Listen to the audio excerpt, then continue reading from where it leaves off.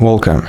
In front of me is DELL Latitude 3520, and in this video I'm going to show you how to put applications on full screen on this laptop.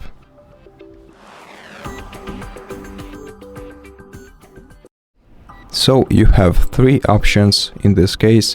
You can either click this icon right here and then click it again to maximize the window size. You can double tap the Windows top bar and then double tap it again to maximize it, or you can grab the top bar of your window and drag it to the top of the screen. Then release it, and this way you will also put it on the full screen. Now you can grab it and pull it down in order to maximize it. And that's it. Thank you for watching this video. If you liked it, consider subscribing to our channel, leave us a like and a comment below, and I'll see you in the next one.